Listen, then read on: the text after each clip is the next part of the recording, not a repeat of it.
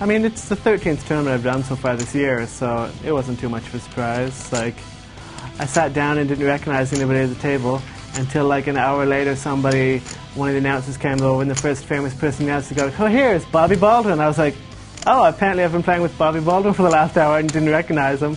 And then halfway through the day, Barry Greenstein sat down at the table. So yeah, that was fun. Other than that, those were pretty much the only two famous people I met the whole tournament. I played with Corey Corkins for like an hour one day, but no, I mean, it's been hasn't been too nervous.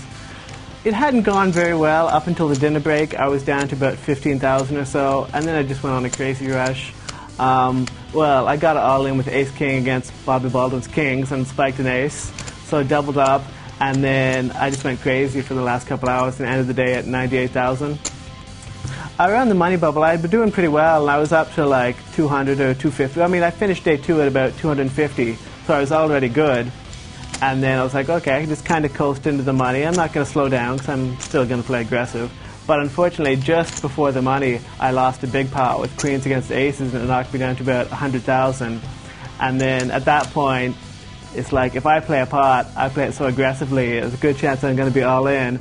But we're 10 people away from the money kind of thing. And so if I fold for a round and a half, I'm going to make the money. So even though I hated to do it, I just folded for the next like 20 hands and made the money.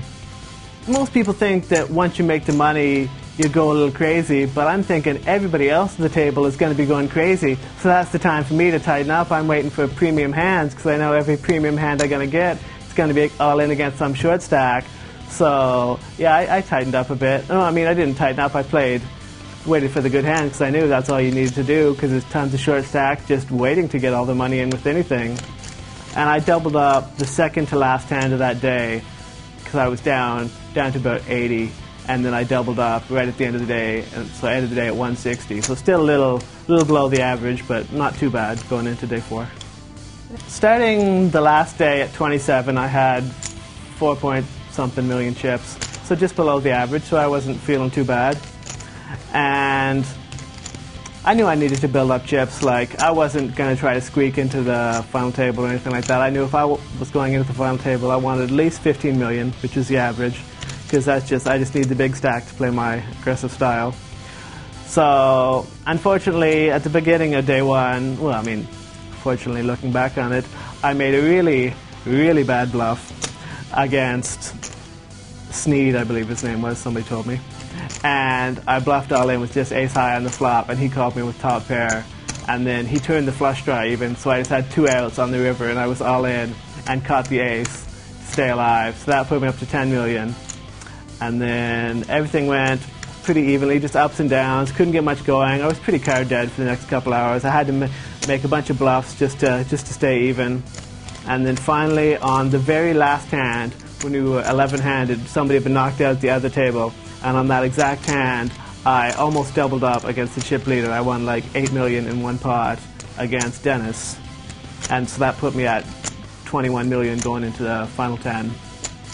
And then once we were at the final 10, there was a couple of short stacks, and I wasn't going to play super tight, but just avoid the big stacks and avoid any big pots. So try to steal the blinds now and then and stay about even, because such a massive difference between 10th and 9th. Like, I'm not going to fold every hand, but I'm not going to get involved in a $20 million pot unless I have the pure nuts, because that would just be insane. It's $1 million in real money, but difference between 10th and 9th. Like, I haven't had too much time to think about what the next 3 months are going to be like, but I plan on just keeping my life the same, just traveling around, playing the tournaments.